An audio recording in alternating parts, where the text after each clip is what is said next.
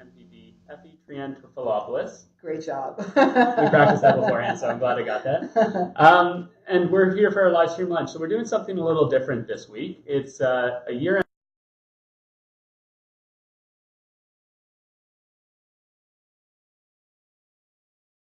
It's been an exciting 6 months.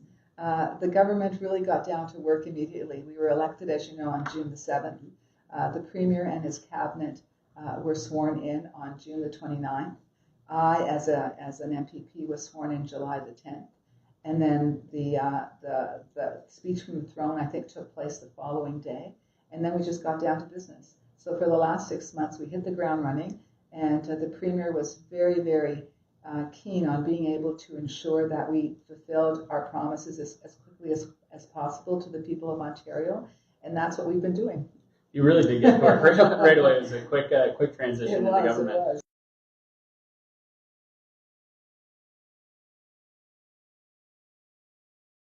What's the biggest kind of aha moment for you? Yeah, that's actually a really good question.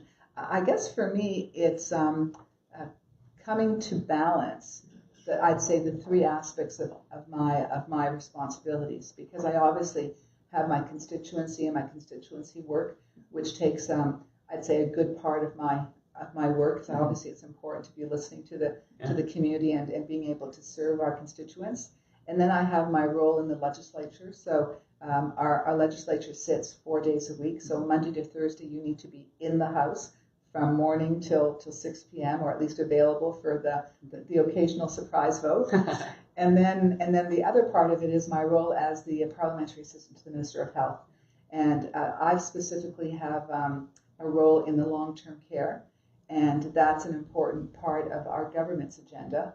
And so what we want to be able to do is deliver on our promise of 15,000 long-term care beds within the 5 years of our first mandate. Mm-hmm. So it's balancing all three responsibilities and just making sure that we're delivering on our promises. Yeah, and you're one of the lucky MPPs that gets to come back to the riding every evening after the legislature. Absolutely. So that makes a big difference as well, to be able to stay close to your community, to be able to do that.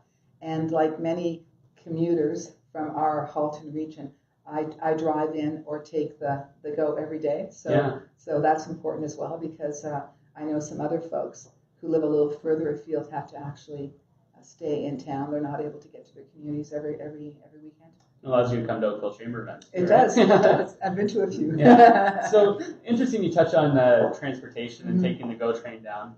We did a recent advocacy survey in advance of the municipal election, but noticed a lot of the issues were very similar to what we're facing municipally, provincially, and even federally. Those were business competitiveness, attract and retain talent, innovation, and transportation.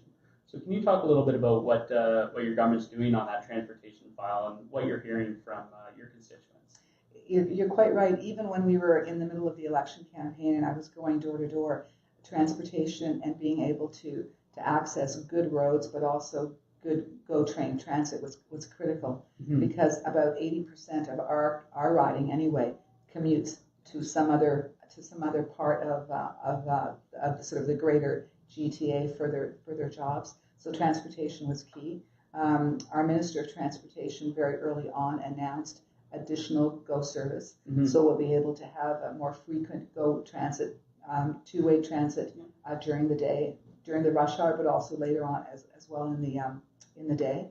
And beyond that, for us, it's critical to competitiveness, but it's also critical to quality of life. Absolutely. So many of our families are sort of running at a very fast pace each day, and it's important for them to be able to be with loved ones at the end of the day, as opposed to spending 2 hours on a commute.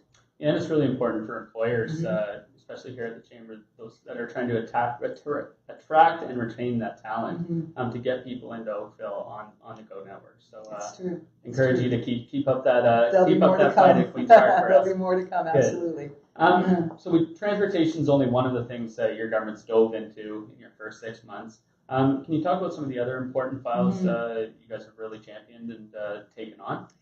It's really important to Premier Ford and our government to really transform our province. For the last 15 years, our competitiveness has really suffered.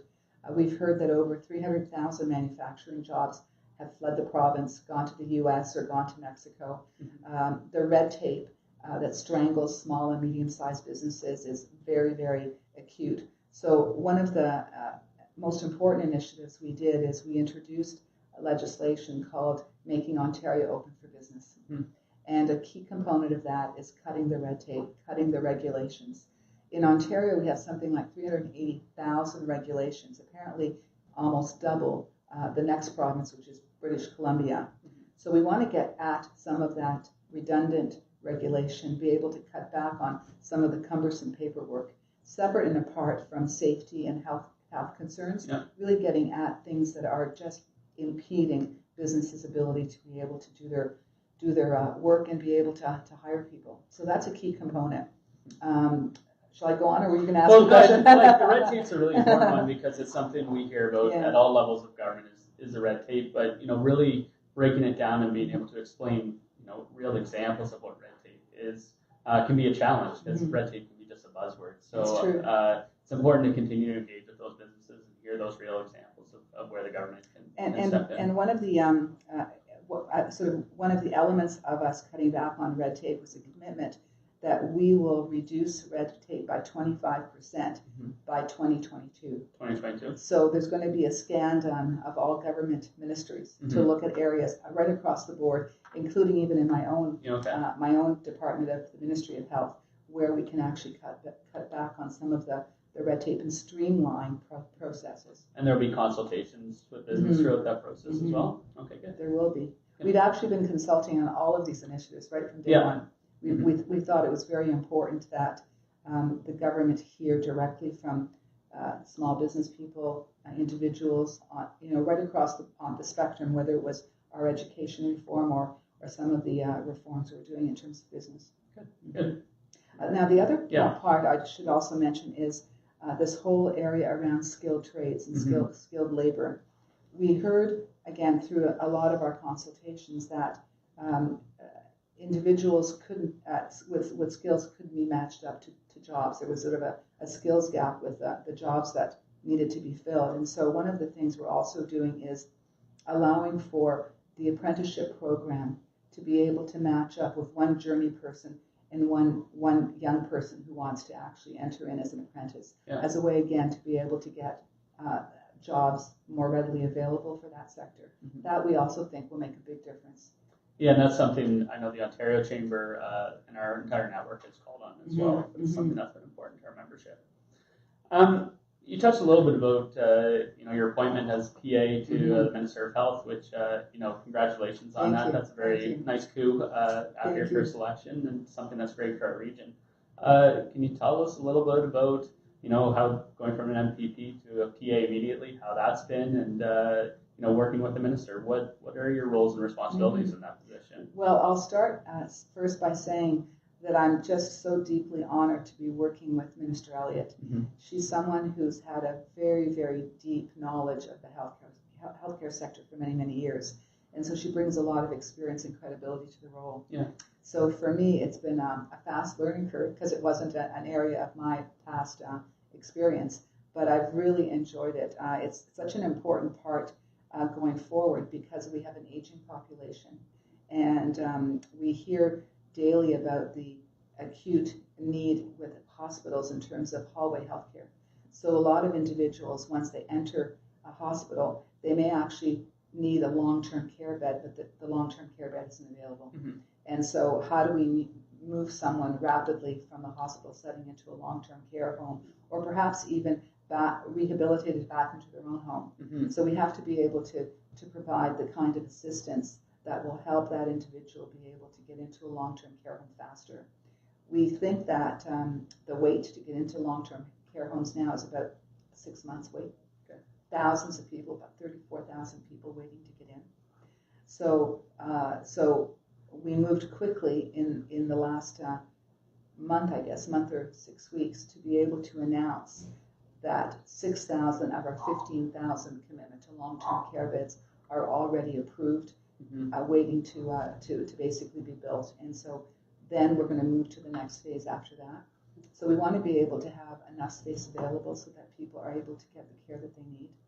In addition to that, though, we also need to train more personal care workers. Mm-hmm. There's a number of, we need more nurses, we need more basically frontline workers who are able to help in the setting. It's not just sort of the infrastructure that we need. Yeah. So policy aside, Yeah. tell us about what is a parliamentary assistant? What is your role in serving with the minister? So the Premier appointed a number of parliamentary assistants to for each of the cabinet responsibilities. And so in my case, there are two of us. Okay. I have a colleague, Robin Martin, Mm-hmm. who is also a lawyer, Okay. and she's the parliamentary assistant for mental health care and addictions. And we actually sit together in the legislature. Mm-hmm. If you're watching, the Yeah. person beside me is Robin. And then my specific responsibility is on the long-term care file. So we both help the minister meet with stakeholders in each of those areas, be able to hear firsthand from frontline workers, and basically get ideas on how we can make the system better. Okay. All of that information that we get, we bring back to the minister and to the ministry and help to be able to provide some of the solutions that we're going to need going forward in this vital field. Mental health, I shouldn't say mental health, but healthcare, period, as you probably know, Mm-hmm. is probably the largest single item in the budget of Ontario. Yeah. So we have to be able to deploy our resources and our budget effectively.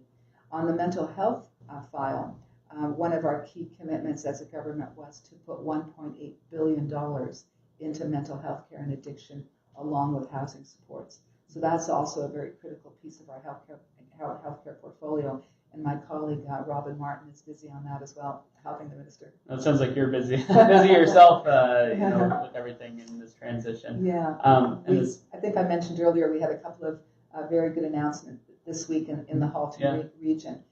We were able to go to Carpenter House, which is a hospice here in our own community in Burlington, and the minister announced, I think it was $33.2 million of support in the hospice community, so that they could build 193 beds in the coming years. And on the following day, we were at the Joseph Brant Hospital in Burlington, and part of phase one of the redevelopment of that hospital, where both the Premier and the Minister, along with the Minister of Infrastructure, Monty McNaughton, were all there to make that announcement as well. Exciting. It's exciting. Yeah. And important to see that we're moving quickly on the healthcare field, because it's such an important part of making sure that both families, individuals, and seniors are well taken care of. Yeah. So with all these announcements and policy movement, the legislature's risen. And, are you going to get a little bit of a break into the holiday season? I am. Yeah? I am. Yeah, I'm hoping to take the time between Christmas and New Year's off. I think my staff are really looking forward to the time off. And fortunately, this year, I don't have to host Christmas. Okay, good. So other members of the family have taken that on. Oh, so I just get to enjoy. Yeah. And then probably have a little bit of rest, catch up on sleep, see some good movies on Netflix, and just relax. Any series you're following right now? Or? Oh my, I've seen so many. I think I want to start on the last season of House of Cards, obviously. Okay. I'm halfway through it right now. Is it good? It's good. It's good. They've done a nice job. Well, perfect. Well, thanks again for coming in. Thank you. Thank you for having me. No, really appreciate you sharing your insight and hearing about the first 6 months of your journey. Thank you. Look forward to working closely with you over the remaining term as this session of Parliament. I do as well, Drew. I look forward to working with you and the Chamber. And I'd also like to thank you and the Chamber for hosting our Finance Minister, Minister Vic Fedeli, who came here for a roundtable just a few weeks ago. In this room. Yeah, very good. Very enjoyable. And to wish you all happy holidays and Merry Christmas. Thank you very much. Thank you. Thank you. And tune in next week as we're joined by Oakville MP John Oliver for a very similar conversation. Thank you very much.